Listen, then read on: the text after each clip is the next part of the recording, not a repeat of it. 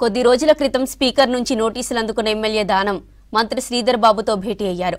ఇప్పటికే స్పీకర్తో కడియం భేటీ అయి పార్టీ ఫిరాయింపులపై వివరణ ఇచ్చారు. రాష్ట్రంలోని మహిళలను కోటీశ్వర్లను చేయడమే ప్రజా సర్కార్ లక్ష్యమన్నారు కాంగ్రెస్ నేతలు.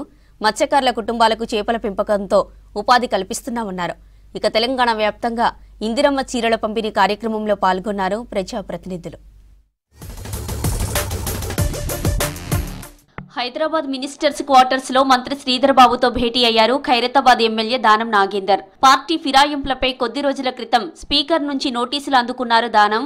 ఈ నెల 23న స్పీకర్ ముందు విచారణకు అటెండ్ కావాల్సి ఉంది. ఈ సమయంలో ఎమ్మెల్యే దానం మంత్రి శ్రీధర్ బాబుతో భేటీ కావడం ప్రాధాన్యత సంతరించుకుంది. మరోవైపు స్టేషన్ గన్పూర్ ఎమ్మెల్యే కడియం శ్రీహరి కూడా స్పీకర్ తో భేటీ అయ్యారు.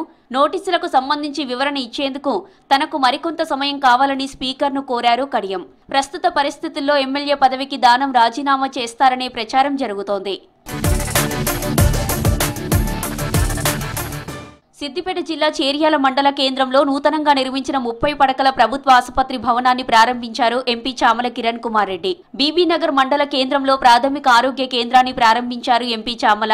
ఎమ్మెల్యే కుంభం అనిల్ కుమార్ రెడ్డి విద్యా వైద్యానికి ప్రజా సర్కార్ ప్రాధాన్యత ఇస్తోందన్నారు నేతలు.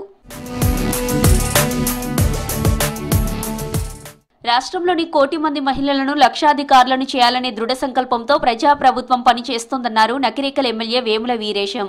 మహిళా శక్తి సంఘాల ద్వారా అనేక రకాల పథకాలు రానున్న రోజుల్లో అందించి మహిళా సంఘాలను మరింత బలోపేతం చేస్తామన్నారు. నల్గొండ జిల్లా నకిరేకల్ సెగ్మెంట్లోని రామన్నపేట, చిట్యాల, నార్కట్పల్లి మండలాల్లో కళ్యాణ లక్ష్మి, షాదీ ముబారక్, సీఎంఆర్ఎఫ్ చెక్కులను లబ్ధిదారులకు అందించారు ఎమ్మెల్యే వేముల. జిల్లా మహిళా సమైక్యల్ని, రాష్ట్ర సమైక్యల్ని ఇన్వాల్వ్ చేసి వాళ్ళని స్వయంగా తయారు చేసేటువంటి చోటుకు పంపించేసి నాణ్యమైన క్వాలిటీతో కూడుకున్నటువంటి చీరల్ని ఐడెంటిఫై చేయించుకొని వారు సెలెక్ట్ చేసుకున్నటువంటి చీరల్ని 4 రోజులు ఆలస్యమైన నాణ్యమైన క్వాలిటీ చీరలు ఇవ్వాలనేటువంటి సదుద్దేశంతో గౌరవనీయ ముఖ్యమంత్రి రేవంత్ రెడ్డి గారు ఈ చీరల్ని ఈరోజు పంపిణీ చేయడం జరుగుతూ ఉంది. మత్స్యకారుల కుటుంబాలకు చేపల పెంపకంతో ఉపాధి కల్పిస్తున్నామని చెప్పారు ఎమ్మెల్యే డాక్టర్ మురళీ నాయక్.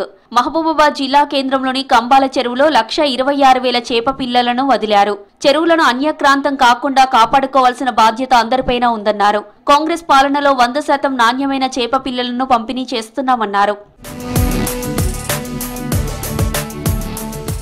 ప్రభుత్వం కల్పిస్తున్న మద్దతు ధరకే రైతులు కొనుగోలు కేంద్రాల్లో వడ్లను అమ్ముకోవాలని సూచించారు ఎమ్మెల్యే కోరం కనకయ్య. మహబూబాబాద్ జిల్లా బయ్యారం మండలం కొత్తపేట పంచాయతీలో బయ్యారం సొసైటీ ఆధ్వర్యంలో ఏర్పాటు చేసిన వడ్ల కొనుగోలు కేంద్రాన్ని ప్రారంభించారు ఎమ్మెల్యే. రైతుల సమస్యలను అడిగి తెలుసుకున్నారు.